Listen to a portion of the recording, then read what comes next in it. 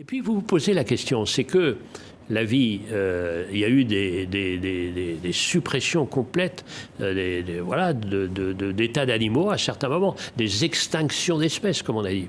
La vie aurait pu d'ailleurs complètement s'arrêter. Alors, une question, il y a deux questions qui se posent, et moi qui me fascinent, tant que non scientifique, mais passionné par ça.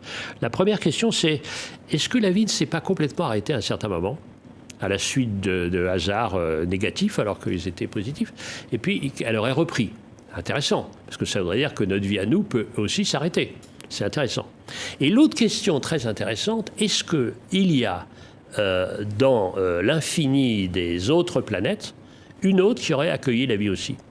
Alors jusqu'à une date assez récente, on disait mais si, forcément, étant donné le nombre, il y en a forcément une qui a rassemblé toutes les conditions qui permettent à la vie de s'installer. Eh bien, on est de moins en moins sûr de ça. Parce qu'il faut tellement d'enchaînement de hasard pour arriver à notre merveille que c'est moins sûr. Mais tout ça, c'est dire quoi? C'est que, vous savez, c'est saluer cette fragilité. Et quand on voit des crétins, en général milliardaires, qui disent qu'ils vont abandonner la Terre pour aller s'installer sur ce caillou ridicule qui s'appelle Mars, c'est quand même invraisemblable. Leur argent, il ferait mieux de le dépenser pour protéger cette merveille qu'est notre Terre, plutôt que fuir la Terre une fois qu'ils l'auront dévastée. Vous comprenez? C'est des questions aussi qui sont posées. Et c'est ce... Vous savez, on a célébré cette année l'anniversaire du décès de cet immense poète Pablo Neruda, le chant général.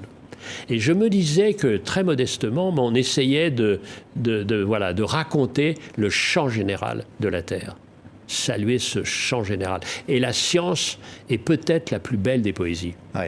Et vous savez, il y a peu de phrases plus bêtes qu'il faut sauver la planète. Alors, je vais vous faire une confidence, parce que la planète me parle beaucoup ces temps-ci. La planète s'en fout de nous. C'est nous qu'il faut sauver. C'est pas la planète. La planète, elle a vécu avant nous, elle vivra après nous, donc c'est nous qu'il faut sauver. Donc sauver la planète, ça n'a aucun sens. Oui. C'est-à-dire qu'il y aura autre chose. Ben, oui. La planète s'adaptera toujours, sans l'homme. Bien sûr, la planète n'a pas besoin de nous. Des végétaux, peut-être. Oui, peut-être, des végétaux, oui. D'autres animaux, sûrement les insectes, les virus, des choses comme ça, etc. C'est dans cet enchaînement invraisemblable de hasard, il y a eu le hasard le plus incroyable, c'est l'espèce humaine. Et alors, est-ce que ce hasard arrive? Est-ce que c'est pas lui qui va détruire l'équilibre? Ouais. Donc, c'est ça l'enjeu. C'est pour ça que, vous savez, pour moi, raconter une histoire, c'est d'abord comprendre, ensuite s'émerveiller, et après alerter. Donc, c'était ça, les trois idées que nous avons eues en écrivant ce livre avec Pierrick. Et avec ce formidable illustrateur. Ouais. Parce que Serge Bloch, il est incroyable. Ouais. Parce qu'il a le relais de nos histoires. Oui, c'était drôle parce on était trois au fond.